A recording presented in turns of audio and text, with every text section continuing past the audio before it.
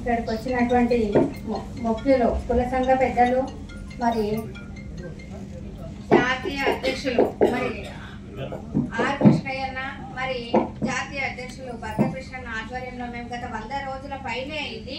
కేవలం ఈ 100 రోజుల్లోనే మేము గ్రామాన మండల అధ్యక్షుల శాంతనగర్ నియోజకవర్గం పాత వరలక్ష్మినైన నేను అన్నగారి ఆధ్వర్యంలో తీసుకున్న నేను 100 రోజుల పైన మేము కేవలం వంటలు చేస్తూ గంటలు పట్టుకొని ఈ రోజు మైకులు పట్టుకొని ఆర్ కృష్ణయ్య రౌండ్ టేబుల్ సమావేశంలో పాల్గొనే అవకాశం అతి కొద్ది రోజుల్లోనే మాకు వచ్చినందుకు ముఖ్యంగా అందరికి అభినందనలు తెలియజేస్తున్నాను.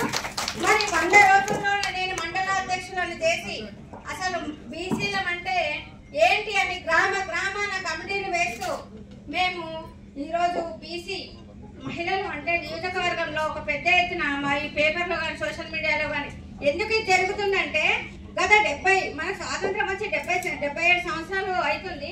ఇంతవరకు మన బీసీలకు చట్టసభల్లో మన రిజర్వేషన్ మనకు లెక్కలు లేవన్నారు. ఓకే, మరి ఇప్పుడు గత కొన్ని నెలల్లోనే మన ఇప్పుడు ఉన్నటువంటి ప్రభుత్వము 42% చూపించింది.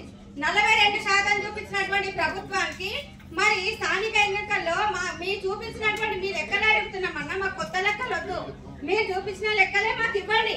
మహిళా రిజర్వేషన్ ఎంత ఉంది, పురుషుల రిజర్వేషన్ ఎంత ఉంది, మా లెక్కలు మాకు చూపించండి, మాకు వేరే లెక్కలు వద్దు. మీ ఏ రాజకీయ నాయకులు మేము విమర్శించే ఉద్దేశం మాకు లేదు. ఇన్ని రోజులు లెక్కలు లేవన్నారు, మరి ఇప్పుడు లెక్కలు ఉన్నాయి కదన్నా, మీరు లెక్కల ప్రకారం మా స్థానిక ఎన్నికలు మాకు రిజర్వేషన్లు కల్పించండి.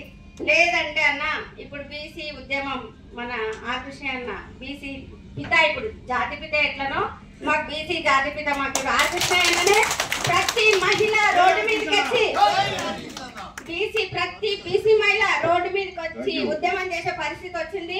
అందుకని మమ్మల్ని ఆవేశాన్ని మీరు అర్థం చేసుకోవాలని